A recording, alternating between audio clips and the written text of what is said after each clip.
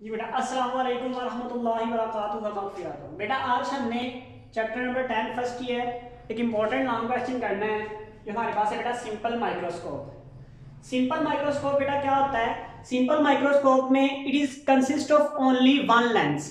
इसमें बेटा सिर्फ एक लेंस होता है। बेटा कुछ इसमें इंपॉर्टेंट पॉइंट्स याद रख लें।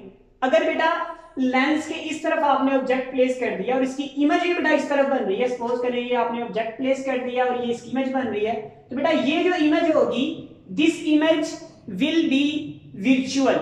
ये इमेज बेटा क्या होगी? विर्चुअल होगी।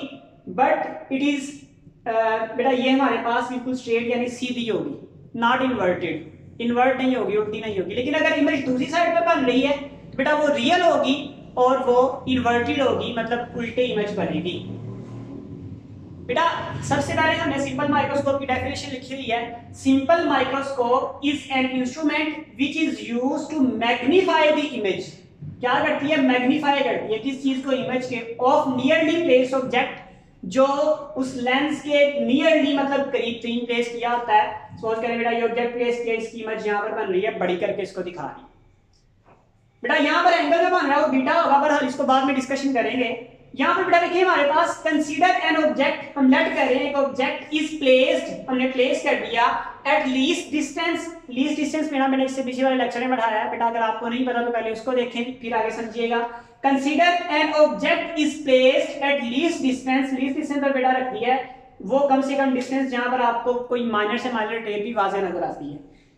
And seen by the human eye, उनसे देखा गया बेटा ह्यूमन आई से। अगर बेटा ह्यूमन आई से देखा गया तो ये ऑब्जेक्ट है, ऑब्जेक्ट के साथ जो एंगल बनता है बेटा हमने लास्ट वाले लेक्चर में डिस्कस किया था, वो अल्फा होता है। तो बेटा यहाँ पर हमने अल्फा बना लिया। बेटा एंगल के सामने हमेशा परपेंडिकुलर होगा, एंगल के साथ बेटा जो छोटी लाइन होगी वो क्या होगी? बेस होगी। बेटा हमें पता है tan of theta is equal to क्या होता है? Perpendicular over base. जी बेटा परपेंडिकुलर हमारे पास यहाँ पे क्या है? Size of object. तो बेटा हमने क्या लिख लिया? Size of object. बेस हमारे पास क्या है? Least distance. तो हमने बेटा क्या लिख लिया? Least distance. और tan थीटा की जगह बेटा थीटा क्या है हमारे पास यहाँ पे? अल्फा। तो उसकी जगह हमने बेटा क्या लिख लिया? अल्फा लिख लिया। नेक्स्ट बेटा देखिए अल्फा। ये बेटा बहुत बार बताया हुआ है कि tan अल्फा या tan of theta is equal to होता है sin alpha divided by cos alpha divided by cos alpha. और बेटा sin जो है बहुत छोटे एंगल के लिए is equal to sin theta होता है, यानी sin theta for very small angle approximately equal to क्या होगा? थीटा। यहाँ पर बेटा 1 आ रहा है क्योंकि 0 का 0 1 होता है, तो sin theta is equal to tan theta हो जाता है। For very small value tan of alpha is equal to होता है sin ऑफ अल्फा, और sin of alpha is equal to क्या होता है? अल्फा होता है। बेटा ये लास्ट भी हमने डिस्कस किया था, फॉर वेरी स्मॉल वैल्यू। लिहाजा बेटा यहाँ पर हम स्मॉल एंगल थोड़ा सा बन रहा है, दैट्स व्हाई यहाँ पर क्या लिख रहे हैं? For small very small value of alpha tan of alpha approximately equal to alpha. So बेटा हमारे पास यहाँ पे tan अल्फा की जगह क्या रहेगा? अल्फा। और o यानी size of object divide by d distance, least distance बेटा वैसे ही आ जाएगा। नेक्स्ट बेटा ये बहुत इंपॉर्टेंट लाइन लिखी हुई है क्वेश्चन की, बेसिक बेटा ये पॉइंट है कि हमने ऑब्जेक्ट को कहां पर प्लेस करना है। तो बेटा हमने ऑब्जेक्ट को लेंस के इतने करीब प्लेस करना है कि उसकी इमेज उस जगह पर बने जो लीस्ट डिस्टेंस के इक्वल हो। मतलब ऑब्जेक्ट को हमने सपोज करें यहाँ पे प्लेस किया तो इसकी इमेज यहाँ पर बन रही है, ये इमेज के दरमियान और लेंस के दरमियान जो डिस्टेंस होना चाहिए वो कितना होना चाहिए बेटा? लीस्ट डिस्टेंस होना चाहिए, यानी Q is equal to D होना चाहिए। तो बेटा हमने क्या लिखा है? नाउ वी प्लेस, अब हम रखेंगे the object at a position, object ऐसी जगह पर नियर द लेंस, लेंस के करीब, सो दैट के इमेज ऑफ द ऑब्जेक्ट, जो ऑब्जेक्ट की इमेज बन रही है, is found at least distance. मतलब इस ऑब्जेक्ट की इमेज कहां पर बने? लीस्ट डिस्टेंस पर बने। तो बेटा हमने ऑब्जेक्ट को ऐसे रख दिया। बेटा ये देखिए जो इमेज के साथ एंगल बनता है उसको हमने बेटा क्या कहा हुआ है? बीटा कहा हुआ है। अभी हमने बेटा tan थीटा लिखा था, दोबारा लिखा tan theta is equal to perpendicular base. अब फिगर बी को इस्तेमाल करेंगे। यहाँ पर थीटा क्या है? बीटा है। परपेंडिकुलर क्या है? Size of image. और ये बेटा दोबारा लीस्ट डिस्टेंस आ जाएगा, लीस्ट डिस्टेंस हमारे पास बेटा आ गया। For very small value of beta, जैसे बेटा यहाँ पर small value of alpha, tan alpha is equal to alpha. For small value of beta, tan beta is equal to beta. तो बेटा beta is equal to I by D, equation number 2। हमें बेटा ये बात पता है angular magnification is defined as, angular magnification की definition हमने पढ़ी, m इज इक्वल टू क्या होता है? Beta by alpha. नेक्स्ट बेटा करते हैं m is equal to beta by alpha होगा, तो बेटा हमारे पास नेक्स्ट जो आ जाएगा उसके लिए जी बेटा नेक्स्ट हमारे पास m इज इक्वल टू, ये बेटा वैल्यू पुट कर दे बीटा और अल्फा की from equation 1 and 2, from equation 1 and 2, from equation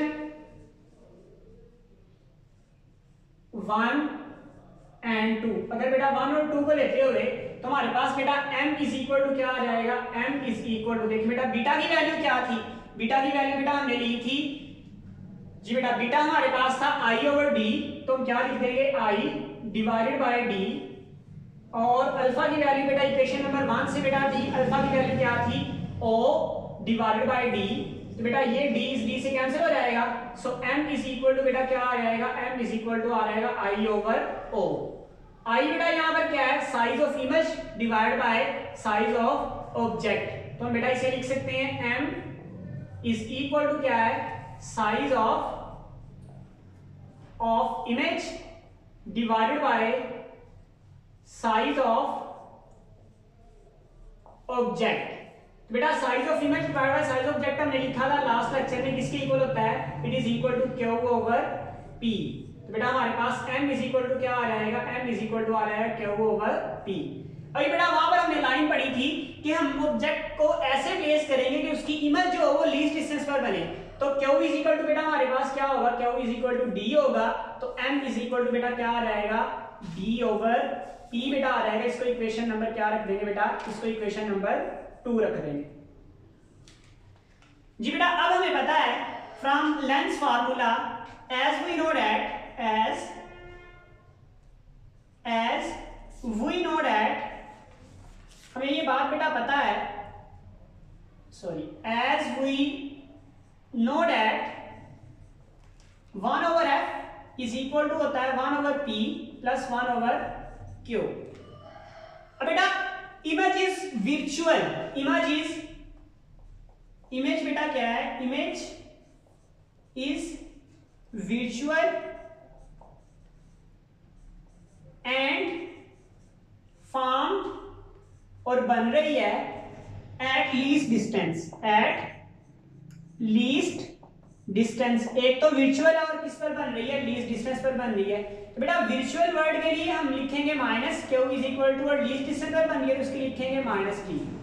minus भी आ गया, डी भी आ गया, तो हमारे पास फॉर्मूला क्या बन जाएगा, 1 over F is equal to 1 over P plus 1 over Q की जगह लिखेंगे माइनस डी, तो हमारे पास बेटा क्या आ जाएगा, 1 over F is equal to 1 over P minus 1 over D. बेटा अब क्या करेंगे, अब हम सबको d से मल्टीप्लाई कर देंगे। इक्वेशन बेटा हमारे पास सपोज करें ये इक्वेशन 3 थी, इसको इक्वेशन बेटा 4 कह देंगे। अब multiply d by equation 4, multiply कर देंगे बेटा both side, multiply both sides by d। किससे मल्टीप्लाई कर देंगे, d से। बेटा इस साइड पर भी d से मल्टीप्लाई करें तो आ जाएगा d ओवर f, इस साइड पर भी d से मल्टीप्लाई करें तो आ जाएगा d ओवर p, इस साइड पर मल्टीप्लाई करें तो आ जाएगा d ओवर d। जी बेटा नेक्स्ट हमारे पास ये कैंसिल जो होते हैं उनको कैंसिल कर दें। बेटा ये d से क्या हो जाएगा, कैंसिल हो जाएगा, तो d over f is equal to d over p और माइनस क्या आ जाएगा 1। बेटा d ओवर p हमारे पास देखिए, इसको इधर ले आए, इसको इधर ले आए, तो d over p is equal to 1 इधर आके प्लस हो जाएगा d ओवर f, और यहां पर क्या आ जाएगा प्लस 1। इसको बेटा अरेंज करके अगर आप लिखेंगे तो d divide by t is equal to, इसको लिखा जा सकता है 1 प्लस d ओवर f। अब बेटा d over p equation 3, from equation 3 से बेटा हम क्या लिख सकते हैं, हम लिख सकते हैं d over p is equal to है m के, सो हमारे पास m इज इक्वल टू बेटा क्या आ जाएगा 1 प्लस d ओवर f। बेटा रिमेंबर वो लेंस ज्यादा मैग्नीफाई करेगा जिसकी फोकल लेंथ बेटा क्या होगी कम, यानी ये बेटा डिवाइड में है, तो जो लेंस जिस लेंस की फोकल लेंथ बेटा कम है उसकी मैग्नीफिकेशन ज्यादा होगी, और जिसकी फोकल लेंथ बेटा ज्यादा है उसकी मैग्नीफिकेशन क्या होगी, कम होगी। ये मैग्नीफिकेशन का बेटा फार्मूला बनेगा फॉर सिंपल माइक्रोस्कोप। ये हमारा लास्ट बेटा आंसर होगा जी बेटा अस्सलाम वालेकुम व रहमतुल्लाहि व बरकातहू।